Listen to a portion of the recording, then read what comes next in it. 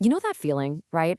You find an old can of paint in the garage, you pop the lid, and ugh, it's a smelly, clumpy mess.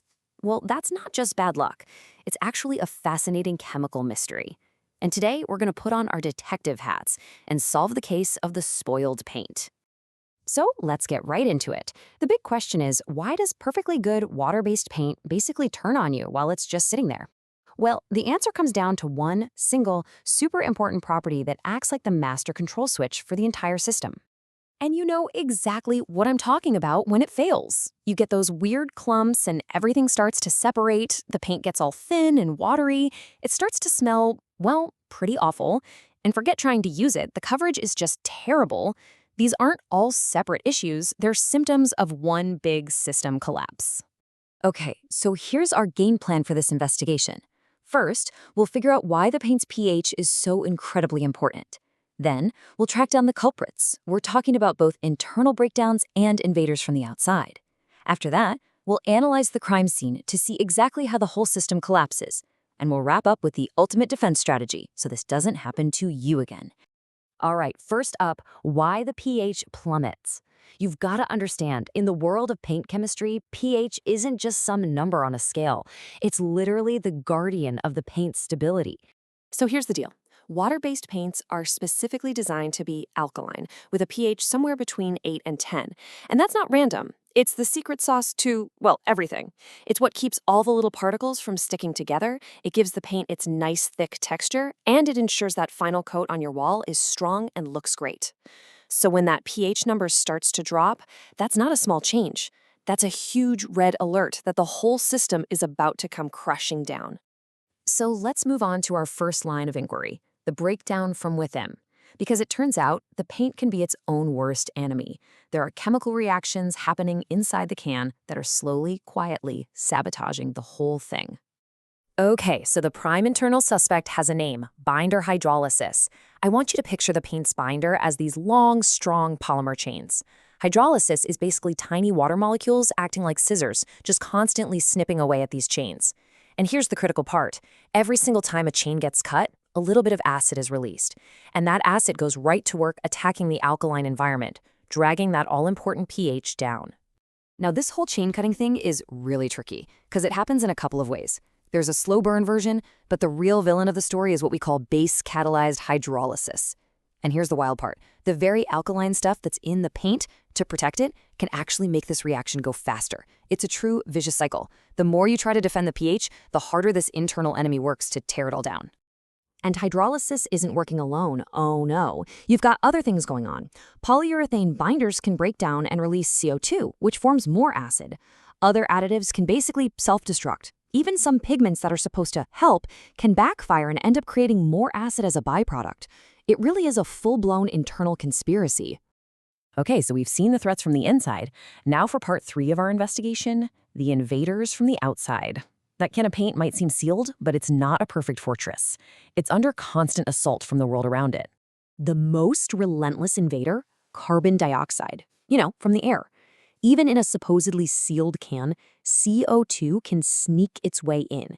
It dissolves into the water, creates a weak carbonic acid, and then that acid just starts eating away at the paint's alkaline shield, one molecule at a time. And just to give you an idea of the scale of this problem, get this. Just the CO2 from the air seeping into the can is enough to drop the paint's pH by a full point. That is a massive chemical shift, and it's caused by the invisible gas that we're breathing right now. Next up, we've got the biological invaders, bacteria and fungi. To them, the organic stuff in your paint, like the thickeners, looks like an all-you-can-eat buffet. And as they chow down, they produce acidic waste. That's where those foul odors come from. And of course, all that waste just adds to the pH drop and makes the paint watery. And as if all that wasn't enough, we've got the escape artist. See, to keep the pH high in the first place, chemists add alkaline compounds like ammonia. But here's the thing, ammonia is volatile. It wants to be a gas. So over time, it will slowly but surely escape right out of the can, meaning the paint's alkaline defense just vanishes into thin air. So we've identified our suspects, right? We have the internal breakdown and the external invaders. Now let's head to the crime scene and see exactly how these bad actors cause the entire system to collapse. In a happy, healthy, high pH paint, every single tiny particle has its own personal force field. It's a strong negative electrical charge. And this force field pushes all the other particles away, kind of like magnets repelling each other. It's what keeps everything perfectly suspended and stable. But as the pH drops, the whole system gets flooded with positive hydrogen ions. These positive ions just swarm the particles and completely neutralize that negative charge. The force field flickers and it dies. And without that repulsive force, the particles are totally free to crash into each other. And that's how you get those clumps in spoiled paint. And you can see that collapse happening right here on this chart. In a stable paint, that force field is nice and strong.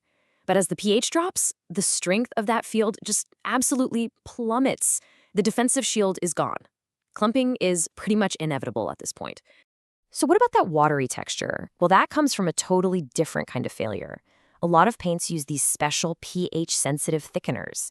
At a high pH, their long polymer chains uncoil and link up, forming this strong network that makes the paint thick. But when the pH drops, those chains just collapse into tiny little coiled balls. The network falls apart, the viscosity plummets, and you're left with a watery mess. We've seen the crime, we know the culprits, and we have analyzed the collapse. So, for our final section, let's talk about the solution. What is the ultimate defense strategy to engineer a paint that actually lasts? The number one strategy, the core idea, is to stop playing defense and instead build a powerful alkaline shield. And you do this by using sophisticated buffer systems. These are special chemicals that can basically absorb all the acid that's being created, whether it's from inside or outside, without letting the overall pH of the paint change. And building that shield, it takes a whole team of specialized chemicals, and each one has its own unique skill. You can think of it like a special ops team. You might have one chemical that's the first responder, great at neutralizing acid really fast. Then you have another that's the heavy defender, providing that long-lasting protection. A smart paint chemist assembles the perfect team to create a buffer system that's ready for any kind of attack. Now, building that shield is priority number one, but smart design doesn't stop there.